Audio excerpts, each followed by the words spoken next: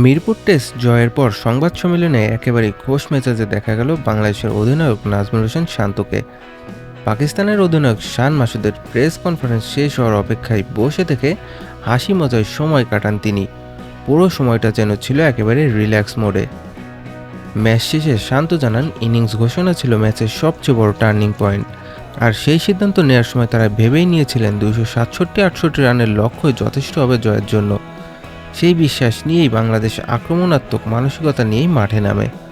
তিনি আরও বলেন, কোনোভাবে ড্র বা রক্ষণের চিন্তা ছিল না, পুরো দল খেলেছিল শুধু জেতার জন্য। সকাল থেকেই পরিকল্পনা ছিল চাপ তৈরি করা, প্রতিপক্ষকে ভুল করতে বাধ্য করা আর ম্যাচ নিজেদের দিকে টেনে নেওয়া।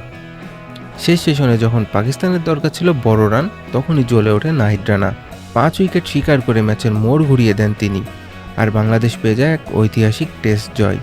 শান্ত আরও বলেন, এই জয়ের জন্য দলের আত্মবিশ্বাস অনেক বাড়বে, আর বাংলাদেশ ধীরে ধীরে নিজেদের একটি শক্ত টেস্ট দল হিসেবে প্রতিষ্ঠা করতে চায়। এখন আপনার কাছে কি মনে হয়, বাংলাদেশ কি এখন সত্যি টেস্ট ক্রিকেটের বড় দল হয়ে উঠেছে? কমেন্টে জানাতে ভুলবেন না।